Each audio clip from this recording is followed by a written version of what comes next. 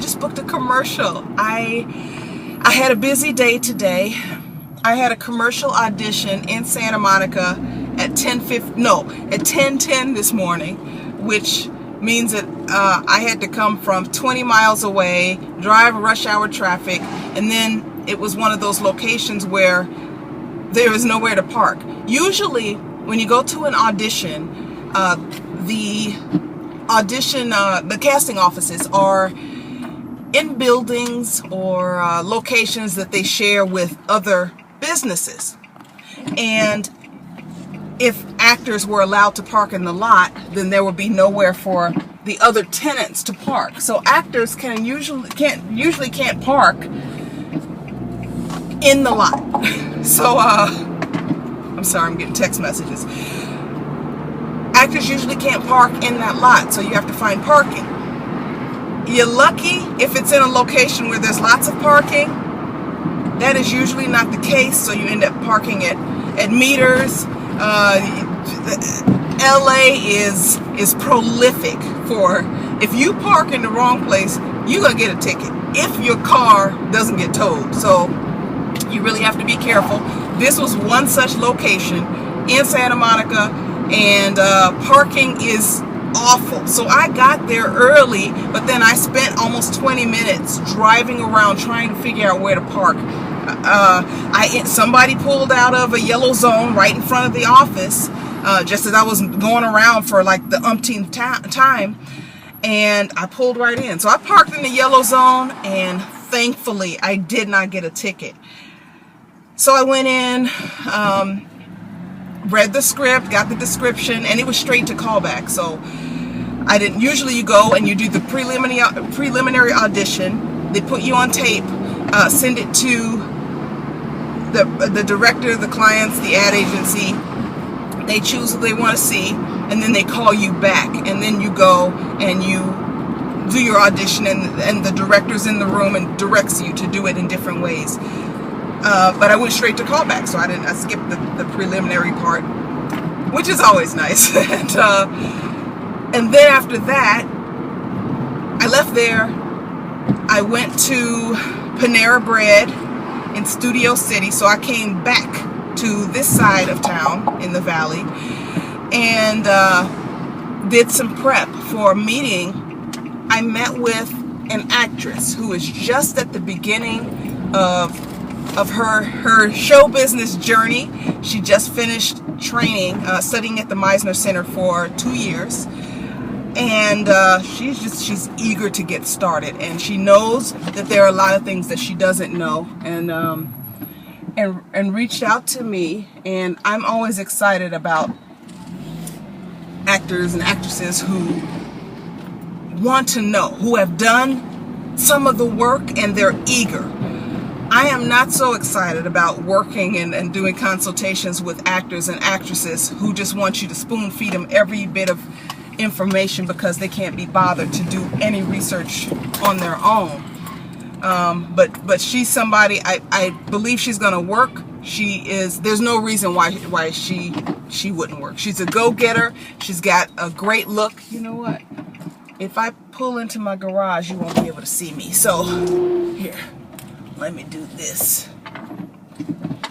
Yeah, I think she'll be working by the fall. She needs to get her headshots and format her resume and some basic things, but I was able to give her enough information so that she can get started, and I'm excited for her. I really sometimes I leave these consultations and I give information, but you know who's not gonna do anything.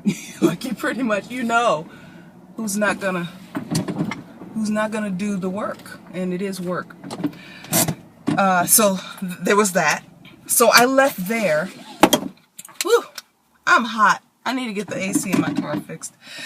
But I left there, and I made a beeline to Starbucks in Burbank, where I met with Killabrew, who is my producing partner for The Most Unlikely. There will be a link under this video. I've mentioned it before. it's a project that we are producing and acting in. And we met with a potential director for the pilot. Yeah. So we did that. We have one more person to interview, and then we'll choose, who we think will do the best job with it, and who will enjoy working with the most, and who gets it, like whatever vision they bring, because we're all artists. So whatever vision they bring to it, commingling with our vision, that's how we choose. I am home for a hot second, just because that meeting wasn't far from where I live. And then I got to go to the foot doctor.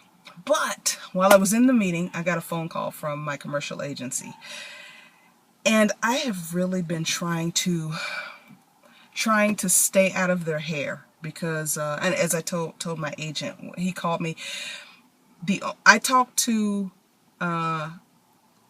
someone else in the agency, like assistants and people in that office, periodically. Usually it's via email, audition notifications, or if I need something moved around, or something's going on, I'll talk to them. But I usually don't talk directly to him. He makes the calls when somebody has booked something, so he needs to go over the contract. So I got a call. I was in this meeting. I got a call from my commercial agency, and for some reason I wasn't able to pick it up. Like, I don't know what the deal was with the reception. I think my phone was trying to connect to Wi-Fi, but it wasn't. I was sitting outside of Starbucks. I don't know what was going on, but I couldn't answer it. But I called back and was told that I was put on a veil. And a veil is like the last step before you're formally booked. They just want to check your availability for the dates. I said, I'm available. They want to shoot Thursday or Friday, so they obviously have to have a fitting, so they either need to book me today or tomorrow. And maybe about 10 minutes later, they called back. I saw it, and I excused myself from the meeting. I'm so sorry, but I have to take this call. I tried to answer again. It would not answer. So I called back again. And my agent got on the phone and he said, you know why I'm calling, right? And I was like, yay. I used to make my living solely doing commercials. And then the commercials went away. Like, I enjoy doing commercials. They're a lot of fun. I know some actors who say it's not real acting, and I don't like doing it. It's just a numbers game. Well, I've been auditioning for I didn't stop auditioning for commercials. I just stopped booking them, and I couldn't figure out what happened. So I just I started going to a class, it's called Wednesday Workout with Keep It Real Acting. Hi. And just to work out the kinks. And I really want to thank April Baker. I want to thank Judy Kane, who is the owner operator. And I realized that I hadn't booked one in so long that I got to the point where I wasn't excited about the auditions anymore. It was just like, well, I don't know why I'm going in for this. I'm not booking them anymore, which that's not a good attitude to have. It's a defeatist attitude, and people see it. When you bring that type of energy into the room, people see it. You don't think they see it. You think you hide it. Well, I'm an actress. I can hide anything, but people see that. Think about going to a job interview and you go in thinking either, I don't really want this job, or I ain't gonna get this job. You're probably not going to. You know who's going to get it? The person who's as qualified as you but is eager and doesn't bring that energy into the room. Over the past couple months, I've been able to see that I've moved into a different space where once I became aware that that's what I was doing to myself, that I was getting into my head about every little thing and trying to get it right and what's wrong and like what is the problem? What are they looking for? Once I got out of that mode, I was like, you know what? This is what I got. And that's how I started. When I was booking the commercials, that was the attitude that I have. I'm talented, trained, and professional. This is what I have. Hopefully You can use it today. If not, maybe you can use it tomorrow, or somebody over here can use it. And I was not tied to the outcome. I was just invested in doing the work and then leaving it in the room. And that's how I've been approaching commercial auditions lately. Over the past 2 weeks, I think I've had 4 or 5 commercial auditions, 2, 3, 4 callbacks, put on a veil 2 times, and I gotta take this. That was them calling me about the wardrobe fitting. So it's tomorrow, and then I'll shoot either Thursday or Friday. They're shooting 3 spots, and I don't know which one I've booked yet. I guess I'll find out tomorrow. I don't even remember what I was talking about, but getting this booking, I'm so happy. And one thing that I told my agent when he got on the phone, I was like, hallelujah. I told him, thank you for continuing to support and believe in me. And I've really just been trying to stay out of your hair because I know I haven't been booking. And I can talk about how hard I'm working till I'm blue in the face, but results. This business is about the bottom line. Yes, artistry is about the work, but show business is about the bottom line. If you're not bringing in money for the agent or agency, they got bills to pay too.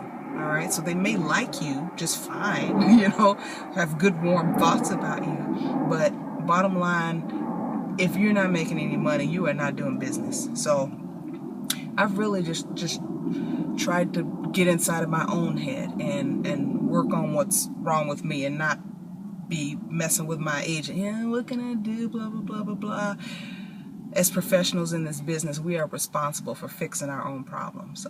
There's some things you can discuss with your agent, but ultimately, if it's your career, you need to be in the driver's seat and you need to fix it. So that's really what I've tried to do. That's what I've worked hard at doing, is fixing whatever's wrong. Okay, is that right? Am I rusty? All right, let's fix this. Oh, I'm in my head about this. All right, let's fix this. And I'm really happy. And the feedback he gave me was, you know what? I know I've been with Coast to Coast. I'm with Hugh Leon at Coast to Coast. I've been with him since spring of 2005.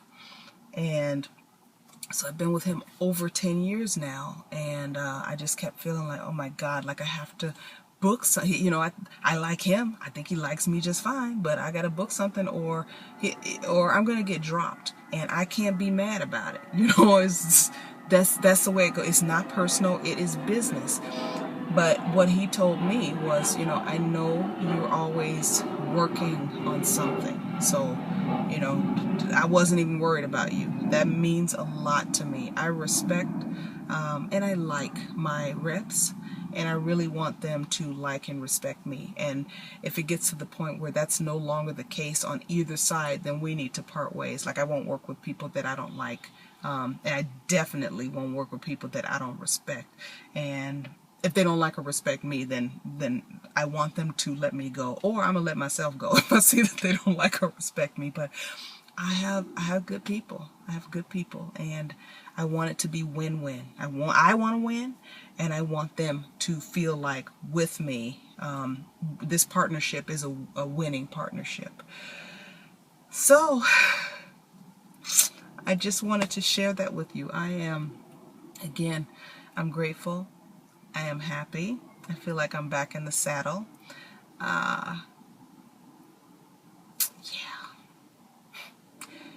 This is a crazy business. But I'm glad I'm in it. All right. I will talk to you soon. Bye-bye. There is one thing that I almost forgot to tell you. This audition did not go perfectly. I won't say it didn't go well, but let me tell you what happened. I don't see very well. I've been nearsighted since I was 6 years old. So I always needed at least reading glasses. And just within the last few years, I can't see up close either. Which, you know, like you need to be able to see some kind of way. But I hear that's common as you get older, your eyes do weird things. So I can't see far away, I can't see up close, and I usually don't wear my glasses in auditions. I just haven't, you know, it changes your look, and what?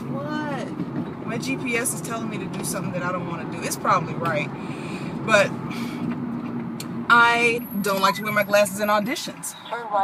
And in in theatrical auditions, you get the script ahead of time, at least the day ahead of time, so I can memorize it, or memorize it enough that I don't need to look at the script. In commercials, you usually get, this is loud, sorry. I also get lost everywhere I go, so I need GPS. At commercial auditions, you usually get the script when you arrive at the audition. That's your first time seeing it. You have a few minutes to work on it, and then you put the script down, and you go into the room, and there's a board there. It's SAG regulations that they have to have a board with the dialogue on it in the room for you.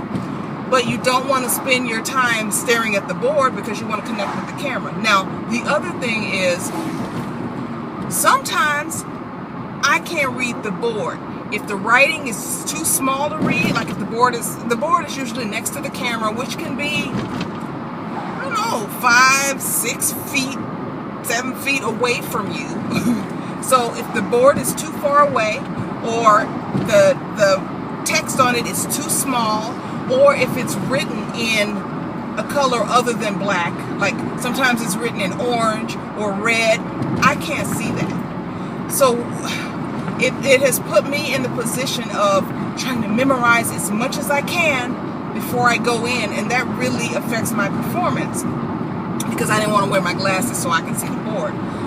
I've worn contacts in the past. I have allergies, so I rub my eyes a lot, and I've been trying to avoid wearing contacts again because I don't want to have something else in my eye. I always feel like I got something in my eye anyway. I was trying to cut back on that happening. So I got there today, found out there were 3 spots. They want us to do all of them on camera. So I'm trying furiously to commit as much as I can to memory, because I don't know what the board is going to look like. I don't know if it's going to be written in orange and I can't see it. I don't know if the board is going to be 10 feet away from me, and the print is all hand printed. The printing is really small and I can't see it. So I'm trying to memorize, but I decide I'm going to take I can't memorize 3 scripts in 10 minutes. So I'm going to take my glasses in with me. We start the audition, and at a certain point, it goes out of my head, and I can't read the board. So I stop. It's like the last line of the first script. So I stop, and this feeling of panic comes over me. No, you're screwing up. And I had a moment where I had to say to myself, so to speak, you is smart, you is kind, you is important, basically, and validate myself. No, you're not stupid. No, you're not a bad actress. You just can't see. I said, I'm sorry. I need to wear my glasses. And everybody was like, well, I'm cool with that. You know, put your glasses on and we'll start over. And they were really cool with it. Still, I was tempted to, you idiot, why didn't you put your glasses on to start with, or what, beat myself up. But I just couldn't see. I was hoping I could see the board. I couldn't see the board. I didn't have it memorized because I got it like 10 minutes ago, and, it was what it was. I had to let go of that before I could start again. Took a deep breath. You is smart, you is kind, you is important. I actually did not say those words to myself, but that was like the gist of it. You got this. Take a deep breath. Out with the old, in with the new. All right, let's do this again. I did it. I felt like it went well. He asked me to do it again. I did it again. It went well. Let's go to the second script. He had me do it 3 or 4 times. And when the director's in the room, he wants to see if you're right for the part, yes. He wants to see if you take direction well. He wants to see if he can spend, or she, it happened to be a man in this case, but sometimes the director is a woman. They want to see if they can spend 8, 10, 12 hours on a set with you. Because if you're a jerk, or you get an attitude when somebody tells you to do it a different way, which does happen. Some actors are like, got their butt on their shoulders, like, who are you to tell me? Like, I studied at Juilliard, how can you tell me, whatever. But it's not only just looking at your performance, but it's also an interview of sorts. So I just took a deep breath and plunged in. And when I walked out of the room with the casting director, I told him, I'm sorry, I just realized, once I got in there, I realized I couldn't see the board. He said, oh, that's cool. All right, I'm going to take his word for it. And I felt like I had redeemed myself. So I didn't feel bad at the end of that audition. I was hoping that, it really was cool. But at that point, it was out of my hands. And it just goes to show you that we're human. Sometimes a mistake happens, but it is important to recover as quickly as you can and not make a huge, gigantic deal out of it, which was the road it very easily and almost went down. Wait a minute. Okay, I just wanted to make sure I didn't overshoot it, which I do sometimes. So I'm headed to the foot doctor. I just wanted to tell you that story because I know a lot of people that watch my videos are actors, and things can go left in an audition, but recover them. Try not to make a big deal out of them. Give yourself a pep talk if you need one, and keep it moving. Because sometimes you make a mistake. Where am I going? Even with GPS, I don't know where I'm going. I think it's across the light. Sometimes you make a mistake while working on set. Like even the celebrities who, or people, the older actors who've been working 100 years, things happen. You make a mistake. That's why you do multiple takes. Or somebody asks you for something different, or you forget a line. You got it memorized. We're not robots. Something happens, and it's not about the something. I mean, obviously, you don't want to make mistake after mistake after mistake, but once it happens, reset. All right, I'm going to the foot doctor and see what's wrong with my foots.